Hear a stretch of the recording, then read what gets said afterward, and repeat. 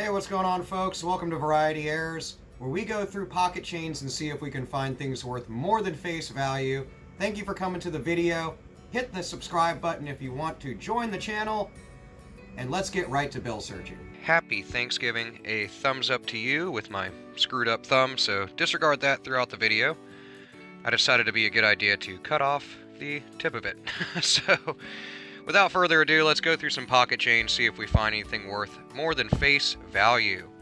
I will stop fondling the bills a whole bunch. Hopefully you're having a great holiday, both in and out of the US, but let's get right to it.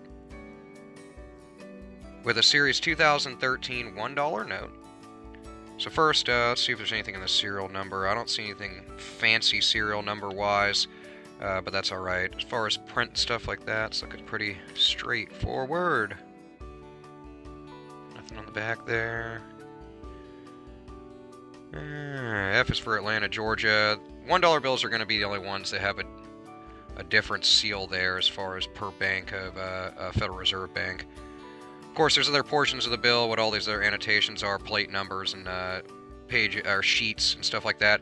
If you have any interest in what those are, go to VarietyErrors.com. We break down all the different denominations of U.S. banknotes as well as ones from other countries outside of America. Let's see, nothing front there. Nothing there. Looks like we got a couple right in order, really. This is kind of funky. Oh, crap, look at that. We actually have... can't hold this with my screwed up thumb. We actually have... Look at that double printing there.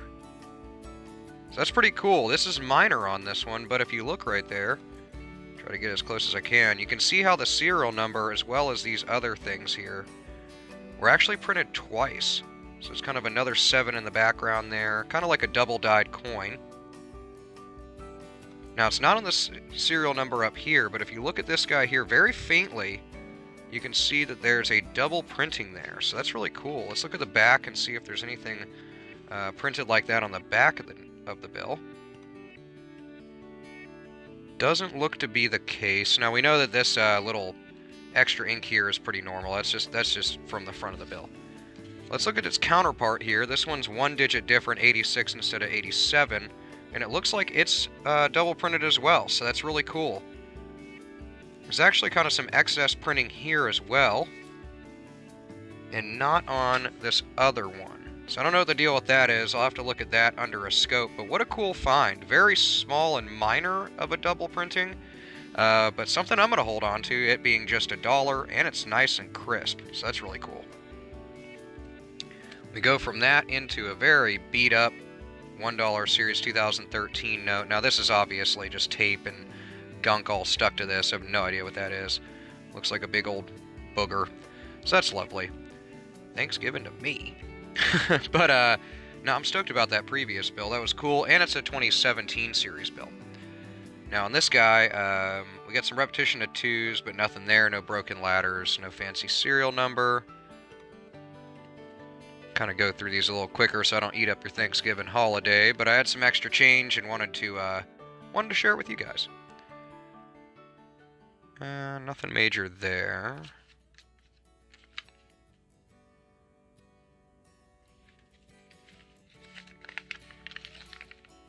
Another Series 2017 bill, but of course this one's been handled a lot differently than the ones we see normally. That's pretty cool. Just to give a good example of how quickly things can get worn out. Dollars, of course, get used a lot more readily than any other denomination of U.S. banknotes, so, you know, their lifespan's just not the same. New York is this seal here. As I stated before, these are the only ones that are going to have a different Federal Reserve bank seal. It's a good example also of how bills are printed. As you can see, there's quite a bit of wear to the other portions of the bill, whereas the seal here, and the serial numbers are still nice and vibrant.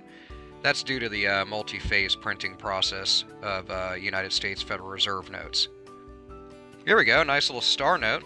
I love star notes. I really wish it would add a broken ladder here instead of another, maybe a few digits different, a 7 and a 3, and we would have had a a little bit of a broken ladder, but Star Note's pretty cool. Definitely detracts from it with this writing here. Now, on Star Notes, I like to reference the amount of print in the run for these notes. I will reference that. But that can enhance Star Note premium over face value, depending on how many of them are actually residing within the series. But aside from all that, I love Star Notes, and I'm going to hold on to this guy just to add to my Star Note collection, along with the 2 notes we found earlier, that overprint on it. Now this is a little different. Normally we see the over ink on just the 3rd digit here, where in this case it's actually on the 2nd digit. So 2013 series notes are very common to have an over ink on that 3rd digit, but in this case it's actually on this 2nd digit, so that's new. It's not massively dramatic. I mean, there's a little bit of excess ink here, but not really enough for me to personally hold on to, but that's interesting and something I'll keep an eye out for later. Aside from that, this bill's got quite a bit of damage to it, so what's cool is we actually have a 1 here, so that's kind of nice. That's neat. Anyway, not going to hold on to that guy. Next bill, J, is for Kansas City, Missouri. 2013 series note as well. We're going to see these as the most common, despite 2017 bills being the newer series. Little bit of ink issues here. I point that out in a lot of videos. This one doesn't have a major thing, but you can see a little blurring around that D on the Roman numerals for 1776 there on the back of the pyramid. Well within the confines of what's acceptable, so I wouldn't say it's collectible, but something to look for. And nothing there. Little bit of over ink on that 3rd digit, but once again, that's very common. Nothing there. Spin this whole stack around. Got a few bills left, kind of a mix here. A little bit better condition $1 note from Series 2013. Nice shift here. You can see this is down and to the right a little bit. But as long as it's residing on the word 1 here in the background of this $1 note, then it's going to be fine. I mean, now if it's running down here in this open space, it's either way to the right on the middle chevron portion of the E, or way over here. I have a couple that are actually shifted where they're actually almost to the outside of the O here. I would definitely hold on to those. And those are easy to see as well, because you'll notice if it's going to be shifted that much in the seal, generally the shift is also going to be found in the serial numbers, so that's something to look for. Other thing to just look for are like major errors, but you know, if you watch my videos, I have hundreds of videos of bill searches, and I don't come across like a fold over error or a complete missing back or front. Most likely, you know, even in pocket change, you would notice that right off tops. So I haven't been that lucky to find any of that. I have purchased those through auction, but not necessarily just have them. 2s, 4s, and 5s, so a trinary note. Trinaries are really, you know, they're pretty common. I mean, the series, especially for 2013, has a large run, so you're going to have lots of trinaries in there. I think they're more collectible than valuable, so if you're into holding on to trinaries, more power to you. In my opinion, if this was like 222, 555, 44, then I would definitely hold on to it with that pattern. So I actually wish it was, this 4 here was shifted over here to be 22, 44, and then 4 5s. That would have been stellar. Or even better would have been a binary note with just 2s and 5s, or 4s and 5s, or whatever. But something to look for. 2017 note. Atlanta, Georgia is the F there.